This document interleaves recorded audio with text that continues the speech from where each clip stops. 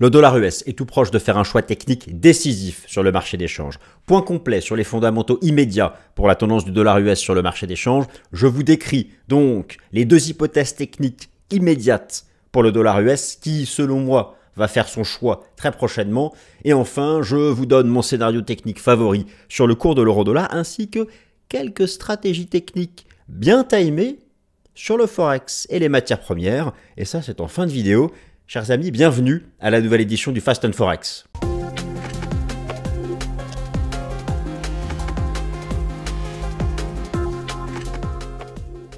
Alors, je suis ravi de vous retrouver, nouvelle édition du Fast and Forex. Nous sommes le mercredi 21 février 2024. Le dollar américain, oui, est à la croisée des chemins sur le plan technique. J'aime cette expression, mais j'aime l'utiliser à bon escient et en tout cas avec un bon timing. Et vous l'avez sûrement remarqué si vous vous intéressez au marché des changes et au dollar US, celui qu'on appelle le DXY. Vous savez, la tendance du dollar américain face à un panier de devises qui est inversement corrélé au pair majeur en dollars. C'est-à-dire que depuis le début de l'année, le DXY est en hausse, le dollar américain face à un panier de devises, le code c'est DXY, sur TradingView par exemple, mais c'est son code dans les grandes salles de marché, c'est son code officiel. Bon. Et donc, l'euro-dollar a reculé, le GBP-USD a reculé, l'AUD-USD a reculé, l'USD-Yen a monté. D'ailleurs, j'en redis un mot sur l'USD-Yen dans la troisième partie de cette vidéo. Là aussi, c'est à la croisée des chemins techniques. Bon, le dollar. Donc, la semaine dernière, le dollar est en hausse depuis le début de l'année. Du fait d'un report dans le temps des anticipations de pivot de la Fed, eu égard à la résilience de l'économie américaine et à une inflation US qui certes baisse, mais qui, selon uniquement le CPI, baisserait moins vite que prévu. Et la semaine dernière, quelques statistiques américaines que l'on appelle des hard data. Hard, costaud. Pourquoi? Les hard data, c'est pas du vent. Vous savez, je vous parle souvent des indices PMI, pour Purchasing Manager Index. D'ailleurs, cette semaine, ils sont mis à jour. Ce sont des indicateurs avancés, oui, très respectables et donc respectés par la haute finance. Vous avez aussi cette semaine les minutes de la Réserve fédérale des États-Unis, mercredi, à ne pas confondre avec une décision de politique monétaire. Bon, eh bien, alors que les PMI américains restent costauds, il s'avère que la semaine dernière sont venus jeter le trouble de chiffres. Les ventes au détail aux États-Unis, c'est le baromètre ultime de la consommation des ménages qui, je vous rappelle, représente 70% du PIB américain, et la production industrielle, là on est sur du concret, on est sur du tangible. Qu'est-ce que tu as produit? Voilà, ce qui est matériel. La production industrielle, c'est matériel. Hein, c'est pas du code informatique, que sais-je encore, des services, du vent, du blablabla. Enfin, c'est pas du blanc, du vent, mais vous comprenez ce que je veux dire. Ces deux chiffres ont en même temps déchu. Et en rythme annuel, frôle avec le zéro. Et donc voilà qui a entraîné une petite consolidation du dollar américain, un petit rebond de l'euro-dollar, petit, parce que l'on se dit finalement ce scénario du soft landing, c'est-à-dire une économie américaine qui, certes, décélère, mais qui reste largement positive, serait-il mise en danger? Alors, il s'avère que, en réalité, ces hard data de janvier, que je vais vous montrer dans un instant, sont mauvaises. Cela serait dû aux tempêtes de neige qui ont bloqué une grande partie du territoire américain en janvier. Bon, on verra. Nous verrons bien. Ces statistiques sont mises à jour chaque mois. Alors donc, je vais maintenant passer directement au vif du sujet. Je réclame l'ouverture du rideau. J'exige que le rideau s'ouvre pour que vous, messieurs, dames, puissiez assister à cette nouvelle pièce de théâtre, qui certes n'est pas une pièce de théâtre classique, je vous l'accorde, mais bon, il faut savoir varier les plaisirs. Voilà, donc le plan est sous vos yeux. Donc 4 parties. La première partie, très rapide, je ne vais pas vous embêter, rassurez-vous. Je pense que dans le Top Gun de lundi, je vous ai largement ennuyé avec le blabla fondamental. Donc là, il sera court. Deuxième partie, ce qui nous intéresse dans cette vidéo. Le DXY est proche d'un choix technique décisif. Oui, j'estime que là, autour des 105 points, C'est la traduction de cette zone des 1,05, 1,06 de l'euro-dollar. C'est the turning point, c'est the big picture technical point. Et on est dessus. Alors qu'est-ce qui se passe? C'est quoi les hypothèses fractales? Bon. Troisième partie, du coup, du dollar US, je passerai à l'euro-dollar. Et enfin, j'ai des stratégies à vous proposer sur JPYUSD, XPDUSD, XPTUSD et le gaz naturel. Donc c'est parti, nous attaquons directement par ce par quoi chaque présentation commence, c'est-à-dire une première partie. Et là, je viens de développer l'introduction, et donc suit la première partie. Alors, comme d'habitude, à droite des illustrations, je retire la petite caméra, et à gauche des petites lignes de texte. Voilà. Alors, le dollar américain est en hausse depuis le début de l'année sur le Forex, ce qui a créé de la baisse sur les paires majeures en USD. Baisse du taux euro-dollar par exemple, du fait de la corrélation inversée entre le DXY et les paires majeures en dollars. De quoi s'agit-il? Écoutez, je m'explique. Vous avez sous les yeux, du coup, la performance des devises majeures du marché d'échange depuis le début de l'année. Donc, lorsque vous êtes sur TradingView et que vous avez donc comparé, ici, ce sont les codes des monnaies, d'accord? Donc, dollar américain, livre britannique, dollar canadien, euro, dollar néo-zélandais, dollar australien, notre ami le franc suisse et le bon petit yen qui j'espère un jour se réveillera car c'est quand même ma stratégie d'achat. Donc ça commence mal mais j'y crois encore, j'y reviendrai. Et donc en year to date. Donc le dollar c'est le patron. Mais depuis le début de l'année. L'année n'a pas commencé depuis très longtemps. Et donc en gros voilà, l'année a commencé là. Donc là vous avez le DXY. Oh là là je vous sens perdu. Rassurez-vous, j'en viens, j'arrive à l'explication de toutes ces hypothèses techniques qui partent dans tous les sens. Mais vous allez voir, il y a une trame de fond. Donc le dollar, depuis le début de l'année, est passé de là à là. Et il arrive, il est désormais au contact de cette zone des 104,70, 105,70 qui vont déterminer ce que le dollar fera jusqu'au début du printemps, ou pas loin, entre soit une vague B qui n'est pas terminée, toujours en construction, soit une vague B en fait qui est déjà terminée, et nous serions dans la vague 2 de la grande C. Nous serions déjà en train de construire la C. Donc, voilà, le choix va être fait en fonction du comportement des prix vis-à-vis de cette zone, qui a toujours été une zone tampon. Tampon, je franchis, j'accélère, je réintègre, je décroche, et on est dessus encore. Donc, on va parler de tout ça. Alors, le rebond du DXY a été porté depuis le début de l'année par un certain nombre par des indicateurs meilleurs que prévu. J'en ai souvent parlé, mais le marché se focalise surtout sur les indices PMI. Donc vous avez notamment celui de l'ISM dans le secteur des services, qui a rebondi ici aux États-Unis. Et d'ailleurs, cette semaine, celui de Markit est mis à jour. Bon, vous avez bien sûr aussi l'inflation résiliente. Ça, j'en ai beaucoup parlé dans le Top Gun de ce lundi. Je vous invite à vous retourner, à vous tourner à nouveau vers cette vidéo si elle vous intéresse, en vous expliquant que voilà, selon le CPI, même si moi ça ne m'inquiète pas, même si, encore une fois, à mon humble avis, si l'inflation, pour moi, est vaincue, mais c'est qu'une histoire de temps, il s'avère que, oui, le CPI est beaucoup trop élevé. Et il est encore à 3,9 en version sous-jacente. Donc ça, ce sont des choses qui ont soutenu le dollar américain depuis le début de l'année. Mais la semaine dernière, il s'est passé quelque chose. Alors, ce qu'il s'est passé la semaine dernière, c'est ce que vous avez sous les yeux. Je vous rappelle que, moi, lorsque j'étudie la macroéconomie, j'étudie 4 types de données. Ce qu'on appelle les soft data, ce sont souvent des indicateurs avancés, comme les PMI.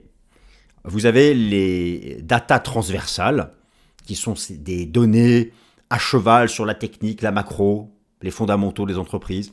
Vous avez des modèles combinatoires qui viennent combiner plusieurs hard data, soft data et data transversales. Puis vous avez les hard data. Les hard data, on est dans ce qui est le plus tangible, le moins une vue de l'esprit, le moins émotionnel, c'est voilà, combien de voitures j'ai produit, combien d'électricité j'ai produit, voilà, combien de barils de pétrole, combien de téléphones portables, combien de frigos. Des hard data. Bon. Eh bien, ces hard data, 2 sont plus importantes que les autres. Les ventes au détail, qui représentent, les ventes au détail, c'est le baromètre de la consommation des ménages, et la production industrielle. Eh bien, la semaine dernière, en rythme annuel, pour ces 2 données, regardez les courbes, je vous les remontre. Alors qu'on pensait que ça repartait, c'est retombé à 0 pour la production industrielle. Et alors là, le choc pour le taux de croissance des ventes au détail qui passe de 5 à 0,65. Là, ça représente un choc. Alors, c'est ce qui a fait un petit peu, mais marginalement, retracer le dollar américain la semaine dernière. Alors, la question, le soft landing US est-il menacé? Alors justement, attention, non, puisqu'il s'avère en fait que lorsqu'on étudie en détail, par exemple, les chiffres des ventes au détail qui sont tombés en janvier, où effectivement on voit beaucoup de rouge, et donc ce qui explique que le chiffre est retombé à ce niveau-là au rythme annuel, ce qui est sous 0, c'est chaud, c'est la récession. Bon, mais il s'avère que ce serait lié à l'hiver, aux tempêtes de neige, à l'activité, aux routes, transport logistique, les consommateurs, tout le monde était bloqué. Bon, voilà. On verra. C'est en tout cas ce qui a été avancé par les économistes. À suivre, on verra la mise à jour de février. Bon, cette semaine, soyez attentifs avec la mise à jour des indices PMI et les minutes du FOMC qui vont permettre d'en savoir davantage. Et enfin, le soft landing est-il menacé? Parce que si le soft landing est menacé, cela serait baissier pour le dollar américain. Mais non, clairement, au stade actuel, on ne peut pas dire que c'est menacé. Je vous rappelle que le juge de paix de l'état macroéconomique des États-Unis, et là, ça y est, j'en suis déjà à 11 minutes de fondamentaux, alors que je ne voulais pas, mais je ne peux pas m'empêcher.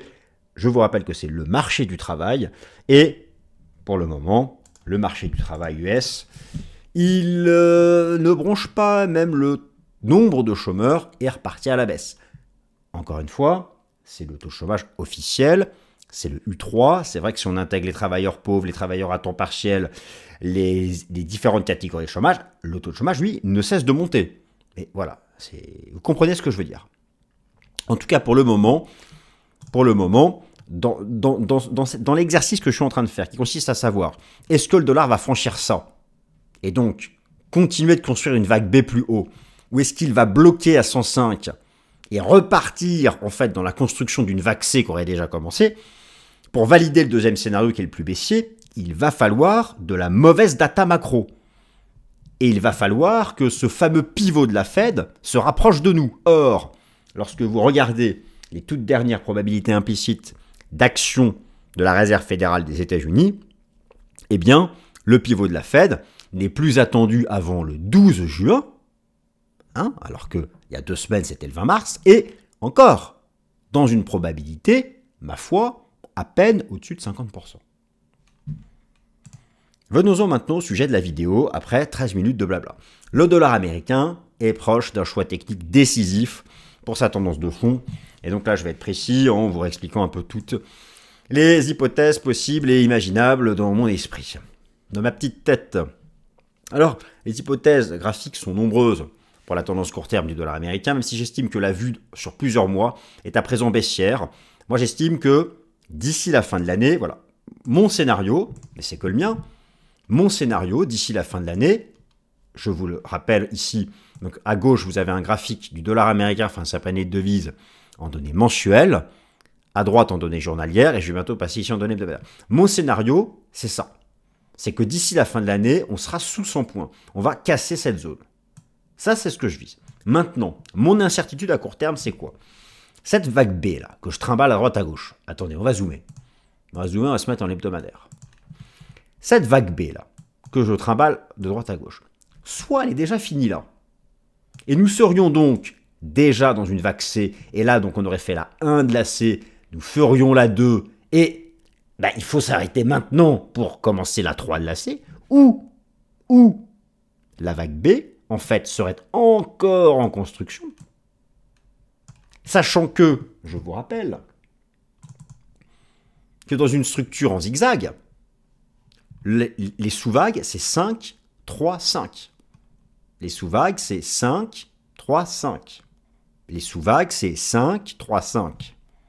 C'est-à-dire 5, ici, on les a, et 3, est-ce qu'on arrive à voir, en allant dans les sous-vagues, peut-être qu'on en trouve 3 ici, mais là, finalement, on se dit qu'il y en a 1, 2, et on verra bien une 3. Et donc, ce serait un scénario baissier reporté dans le temps. Et donc, pourquoi j'ai voulu faire à nouveau une vidéo cette semaine sur le DXY? C'est parce que le choix entre ça ou ça, qui à la fin de l'année a la même conséquence, mais dans le cœur de l'année pas du tout pareil, eh bien pour moi il va être fait là, prochainement, très prochainement, parce que nous sommes sur une zone, un intervalle que j'identifie comme frontière. Donc, alors je vais venir en journalier pour être plus précis, mais ce sont donc les deux scénarios qui s'opposent. Donc, je ne sais pas si la vague B est terminée. Si oui, alors le marché serait en train de construire la vague C, vous l'avez compris, il serait dans le deuxième temps de la C. 5-3-5 pour un zigzag. L'enjeu qui se pose sur le plan fractal est donc de déterminer si la vague B est terminée ou pas. Si la B est terminée, alors le marché serait en train de construire la 2 de la C, ce qui serait le scénario le plus baissier des deux hypothèses. Mais si la B est toujours en construction, alors le dollar pourrait rebondir davantage, ce qui ramènerait l'euro-dollar à 1,05 minimum, avant de voir l'euro-dollar rebondir et donc le DXY repartir au sud. Rappelez-vous la corrélation inversée entre les deux. Fondamentalement, on ne trouve pas de raison pour le moment de voir vraiment le dollar reculer. Mais je vous ai expliqué que les ventes au détail et la production industrielle avaient un peu jeté le trouble. Je suis allé retourner comme chaque semaine, voir la mise à jour, la voie d'Europe, du positionnement institutionnel sur le dollar américain à travers le rapport Commitment of Traders sur l'euro-dollar qui est ici à droite. Et au stade actuel, nous avons toujours une baisse de la position nette sur l'euro-dollar. Après avoir fait une sorte de pullback sur ce qui peut être ici une épaule tête-épaule, les positions short augmentent. Les données ici remontent à mardi dernier. Attention, pas mardi 20 février, mardi 13. Donc, il y a un écart. Mais il n'y avait pas à ce moment-là de quoi se dire que la hausse du dollar allait s'arrêter. Donc en fait, en gros, maintenant que je vous ai expliqué le truc de fond, est-ce que la B ou pas est terminée? Alors, si la vague B est vraiment terminée ici, et qu'on a commencé la C, on aurait déjà fait la 1 de la C ici, en orange, la 1 de la C, nous serions en train de faire une 2 de C, sachant qu'une vague 2 peut retracer entre, regardez comme c'est magique, entre 61,8 et 76,6 de retracement, 78,6. Donc ça redonne cet intervalle. Donc c'est encore possible de se dire qu'on pourrait avoir ça, une 1, une 2, encore possible. Mais bon, ça fait quand même, de toute façon, pour valider ce scénario qui serait le plus baissier, mes amis, il faut casser un support. Il ne faut pas se triturer la tête avec des retracements, des machins, des trucs. Il faut repéter une zone de support. Et pour moi, la zone a rien. Pour valider le scénario baissier, il faut que le dollar US recasse les 103 points. Si les 103 points sont enfoncés, cela aussi induit une rupture des moyennes mobiles à 50 et 200 jours, en particulier à 200 jours qui est très suivi par les institutionnels. Et là, oui, c'est sûr, on est en C et on ira au gouffre. C'est-à-dire que l'euro-dollar rebondirait fermement. Mais pour le moment, c'est toujours en attente d'un pas de signal. Donc, tant que cette zone support tient, nous sommes en reprise. Et si on dépasse ce tampon-là, cela vient supprimer cette hypothèse, laissant en fait l'autre hypothèse d'une vague B encore en construction, elle-même en 3 temps, en A, B et C, C2B, qui nous ramène plus haut. Donc voilà, et je pense qu'on va être fixé en fonction du comportement des prix vis-à-vis de cette zone. Alors, qu'est-ce que cela donne sur l'euro-dollar, avant que j'en vienne maintenant ensuite à quelques stratégies que je trouve sympathiques sur le plan technique. Sur l'euro-dollar, finalement, c'est plus ou moins le même raisonnement à l'envers, mais moi, je vous donne mon scénario favori. Mon scénario favori, qui serait celui toujours, en fait, d'une tendance haussière qui peut se développer davantage, mais pas à court terme. C'est-à-dire que, dans l'immédiat, je pense que le marché, ici, a fait sa première jambe de hausse. Ensuite, a baissé une vague 2, alors une 2 qui pourrait d'ailleurs correspondre à un expanded flat, qui d'ailleurs s'inscrirait bien là dans la construction graphique de l'euro-dollar, ici, expanded flat. Nous aurions démarré une 3 et nous serions dans la 2 de la 3. Et celle-là peut effectivement retracer davantage.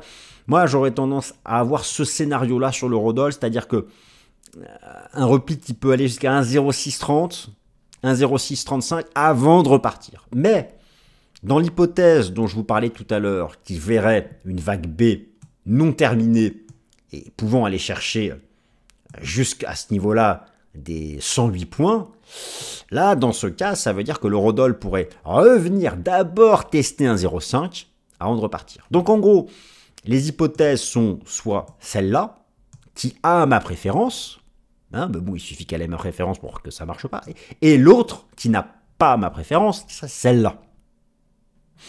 Dans tous les cas, vous avez deux niveaux pivots, 1,0635. Séparant donc ces deux possibilités. Je dirais que dans un souci de prudence, pour repasser à l'achat, mieux vaut attendre le franchissement d'une résistance tangible sur l'euro-dollar.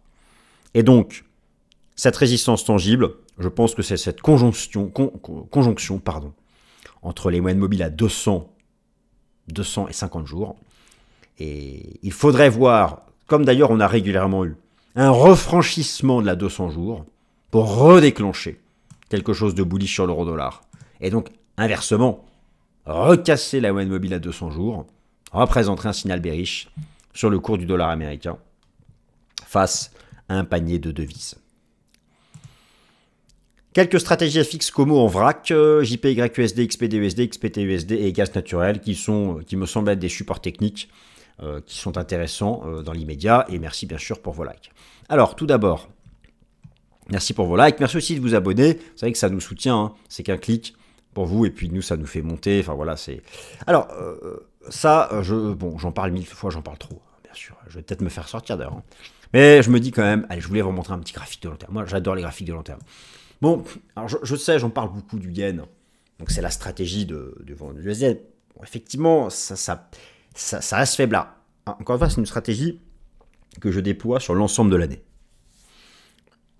Donc on fera les comptes en décembre. Nous ferons les comptes en décembre. Mais regardez ce graphique du JPYUSD. Alors il est vrai qu'il y a eu des déclarations de... Le gouvernement japonais serait prêt, la Banque centrale du Japon, pardon, à intervenir à tout moment. Mais ils ne sont pas non plus hyper pressés ou millimétrés, mais ils commencent à taper du poing sur la table. La faiblesse du yen les stresse. Historiquement, en mensuel, systématiquement et à proximité de cette zone support, à chaque fois qu'on a eu une divergence entre le prix et le RSI, c'était le point bas. Et là, nous retrouvons cette configuration-là. Donc je me dis qu'on est en zone de point bas, on est en zone de bottom. Donc pour moi, ok, je n'ai pas encore le timing du point de départ du rebond. Il n'y a pas le signal encore qui a été donné. Mais on est dans une zone d'attrait de long terme. Et ça, je continue de le penser sur le JPY-USD. Bon, naturellement, que briser ça, bon, je serai invalidé, mais l'invalidation serait ici, on va dire. Mais bon, jusqu'à cette zone-là, je tiendrai ensuite, ok. Mais là, franchement, cette divergence me semble tellement cas d'école. Récurrence du passé. Bon. Alors, dans deux, trois petites choses aussi intéressantes que je notais sur le plan technique, mais ça, en fait, ce que vous voulez. Hein. Je relève cette zone intéressante sur le palladium. Voilà, grosse zone de long terme. Grosse zone de long terme, encore une fois, on parle d'un truc de 30 ans, on est dessus. Ça commence gentiment à diverger. Mais encore une fois, c'est pareil. Moi, j'identifie des gros supports comme ça pour interrompre des tendances baissières. La meilleure des sécurités, c'est d'attendre un franchissement de résistance. Mais, voilà. Je pense que là, elle est quand même belle, cette div. Je ne serais pas surpris qu'on commence à avoir un retour. En cas, l'interruption de cette tendance baissière sur le palladium. Sur le cours du platine, c'est pas pareil, mais vous avez une solide fondation ici. Un solide support entre les 830 et les 860. Bon, c'est pas aussi costaud sur le long terme, il n'y a pas de divergence, mais c'est pas une tendance baissière comme l'est le palladium. Et on a cette grosse zone de support horizontal, voilà, qui me semblait intéressant de relever. Et alors là, bon, le gaz naturel, pour toutes les raisons que nous savons, il est mis sous pression. Alors là, c'est très différent de ce que je viens de vous proposer, par exemple, sur le JPY-USD ou le palladium, ou même le platine. Je veux simplement vous montrer que le marché teste un méga gros seuil. Et là, je suis sur le contrat futur. Donc, à partir de là, enfoncer cette zone, c'est l'effondrement. Là, ça vaut le coup d'attendre quand même un signal au moins en données hebdomadaires. sachant qu'on est sur cette zone. Pour l'instant, ça ne vient pas.